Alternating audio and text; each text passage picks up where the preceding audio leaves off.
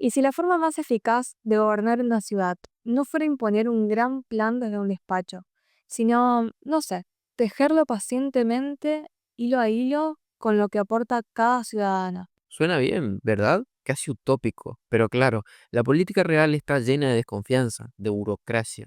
Exacto. Hoy vamos a analizar a fondo un caso que puso a prueba esa idea durante una década entera. Hablamos del llamado Método Henry en la ciudad de Reconquista. Efectivamente. Y para ello nos vamos a basar en extractos del capítulo 2, el método Henry, planificación participativa y gobernanza, que lo documenta con un detalle increíble. La idea es desgranar cómo un sistema basado en algo tan simple como la escucha activa se enfrentó a los problemas del mundo real. Es que eso es lo fascinante de este caso. No es la historia de una ciudad sin problemas, ni mucho menos. Al contrario, es la transformación de lo que el libro llama una cultura de la queja en una práctica de la planificación. Una práctica colectiva. La clave no es que no haya conflictos, sino que se crea una maquinaria, por así decirlo, para procesarlos y convertirlos en acción. Empecemos por el origen, por el motor de esa maquinaria. Las fuentes lo sitúan en una escena muy personal que define al intendente que le dio nombre, Henry. Sí, describe su ritual de cada mañana en el quincho de su casa, una especie de galería cubierta para que nos entendamos, con el mate, la radio y la lectura de la Biblia. Y hay una frase en el libro que es la clave de todo. La piedra angular, sí, dice algo así. Como escucha cada mañana en soledad la palabra de Dios, también saldrá a escuchar cada día en la calle a la gente. Es que establece una conexión directa entre su disciplina personal, casi espiritual, y un método de gobierno. No es marketing, es como una extensión de un hábito. La escucha como disciplina, no como una oportunidad. Y eso se resume en una cita del propio Henry, que me parece que lo cambia todo. Gobernar no es resolver problemas, es aprender a leerlos junto a otros. Le da vuelta por completo a la lógica del poder tradicional. Las directrices no vienen de arriba a abajo, sino que se descubren en la conversación. Claro, pero bueno, una cosa es la filosofía y otra la práctica. La prueba de fuego, según las fuentes, llegó en 2015, incluso antes de que asumiera el cargo. Fíjate, justo después de ser elegido, el pronóstico anuncia unas lluvias torrenciales y un riesgo de inundación altísimo en una zona muy vulnerable, Puerto Reconquista. Lo normal habría sido esperar a tomar posesión para hacer algo. ¿Y qué hizo? Supongo que actuar. Convocó a todo el mundo, a bomberos, protección civil, empresas, asociaciones de vecinos, a todos. Y juntos en reuniones de emergencia planificaron una defensa. Construyeron barreras, limpiaron desagües, organizaron evacuaciones. El libro afirma que esa acción, tan proactiva y colaborativa, evitó una auténtica catástrofe. O sea que demostró cómo iba a gobernar antes de siquiera sentarse en el despacho, con hechos, no con discursos. Y a partir de ahí empezó a replicar esa misma lógica, pero a pequeña escala. En los barrios, ¿no? Exacto. Las primeras mesas de planificación eran súper modestas. En salones de asociación de vecinos, en clubes, los técnicos iban con sus mapas y sus planos, y los vecinos con sus cuadernos. Y el objetivo no era prometer obras. No, el objetivo inicial, y cito textualmente, era entender qué dolía. Y en ese entender que dolía es donde el método cobra una dimensión más humana que va más allá del asfalto. Hay una historia en el libro, la de Daya Oviedo, que lo ilustra muy bien. Sí, es un caso paradigmático. Ella cuenta que durante años la discapacidad era un tema invisible en la ciudad. En uno de esos primeros talleres, un grupo de familias planteó que necesitaban un espacio, un apoyo institucional. Y de ahí nació la Oficina Municipal de Discapacidad. De esa petición, de esa escucha. Pero la historia no acaba ahí, que es lo interesante. No, y esto me impactó mucho. El libro relata cómo el propio intendente, Henry, acompañaba al equipo a entregar sillas de ruedas o material ortopédico a las casas. Y no para la foto. No, sino para sentarse con las familias, para escuchar sus historias, entender la realidad que había detrás de esa necesidad. Hizo visible un problema que la burocracia había ignorado por completo. Arreglaba una vereda o se ponía una farola en una esquina oscura. Los vecinos comprobaban que la palabra servía, que no era tiempo perdido. Exacto, La expectativa se convirtió en comprobación. entiendo. Pequeñas victorias que suman credibilidad. Pero me surge una duda. Si cada vecino pide una cosa, una calle, una farola, eso suena un poco a la lista de deseos, a caos. Es la pregunta clave. ¿Cómo se convierte eso en un plan de ciudad coherente? Ahí es donde las fuentes usan una metáfora que parece muy buena para explicarlo, la del telar. ¿Un telar? Imagina que cada vecino con su necesidad es un hilo. Rojo, azul, dorado, sueltos son frágiles, se enredan. El método funciona como un telar que los va tejiendo, creando un tapiz coherente, fuerte, con un patrón. Me gusta la imagen. A ver, ¿y cómo funciona ese telar en la práctica? ¿Cuáles son las piezas? Se basa en un ciclo de 4 pasos, muy definido, que se repitieron una y otra vez. Primero, el diagnóstico, escuchar las reuniones en los barrios. Segundo, la priorización. De todo eso, la propia comunidad con los técnicos decide qué es lo más urgente. Claro, no se puede hacer todo a la vez. Tercero, la ejecución. Esas prioridades se convierten en proyectos con presupuestos y plazos. Y cuarto, que es fundamental, la validación. Se vuelve a los barrios a rendir cuentas y a evaluar y a empezar de nuevo el ciclo. Ah, no es solo escuchar, es un sistema con reglas. Y supongo que para que funcione necesitaría un respaldo oficial. Exacto. Y eso llega en 2016. Se reforma la ordenanza de presupuesto participativo y se le da un marco legal. A partir de entonces, una parte del presupuesto municipal se asignaba obligatoriamente según lo que salía de este ciclo en cada barrio. Ya no era la voluntad de un intendente. Era la ley de la ciudad. Bien, entonces ya tiene el marco legal. Pero una cosa es la ley y otra que la gente lo adopte de verdad. Fue ahí cuando el sistema dejó de ser una cosa del municipio para ser el lenguaje de la ciudad. Ese fue el salto de 2017. El método pasa de ser una herramienta a ser el sistema operativo de la gestión. Ese año hicieron 35 talleres con casi 800 vecinos. Ya era la forma de hacer las cosas. Ya no era una novedad. No. Y acá es donde aparece un caso de estudio que el libro analiza con mucho detalle y que demuestra la madurez del sistema. La historia del semáforo del Instituto Reconquista. A ver, contame eso. La petición surgió de los talleres.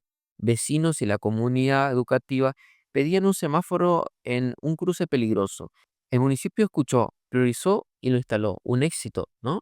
En principio sí, dieron respuesta a una demanda. Pero no. El semáforo generó un problema imprevisto y mucho más grave. La cola de camiones de gran tonelaje que se formaban en rojo ponían en riesgo la estructura de un puente cercano. Entonces, ¿la solución creó un problema? Uno peor. Entiendo el punto sobre la flexibilidad, pero visto desde afuera, instalar un semáforo para luego quitarlo podría parecer una pérdida de tiempo y de dinero. Es que el libro lo justifica como la prueba de la verdadera fortaleza del método. La fortaleza no es acertar a la primera, sino tener la capacidad de corregirlo rápido. En un sistema tradicional, un político jamás admitiría el error. Acá se volvió a convocar a los vecinos, se les explicó el problema con informes técnicos y juntos decidieron la solución. Quitar el semáforo, pero mantener una mejora que sí funcionaba, una dársena. O sea, que el éxito no fue instalar el semáforo, sino ser capaces de quitarlo. Exactamente. Demostró que el sistema era flexible, no dogmático, y esa honestidad, según el libro, reforzó aún más la confianza de la gente. Y con esa confianza ya consolidada, me imagino que pudieron pasar a proyectos más grandes. Así fue.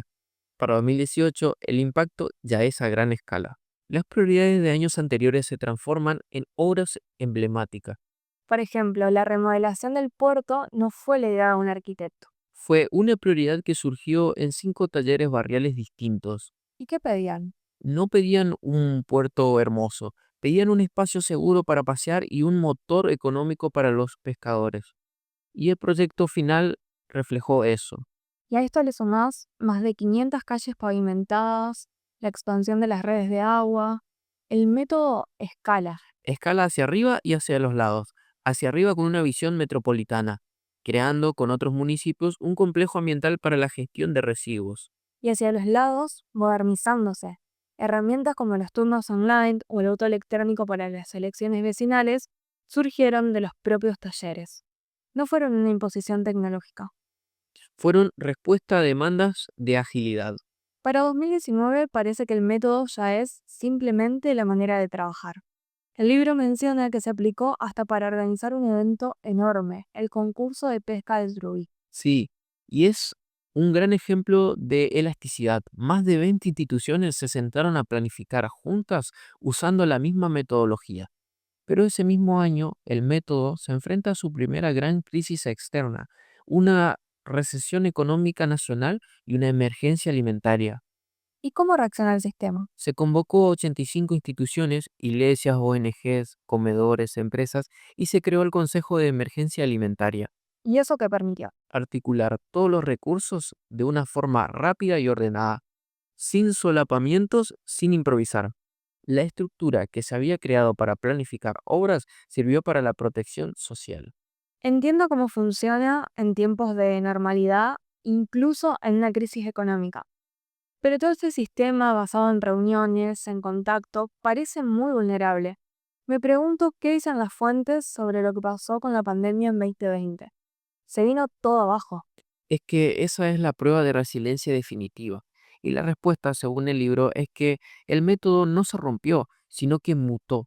El objetivo ya no era planificar obras, sino, y la frase es muy potente, sostener la vida cotidiana.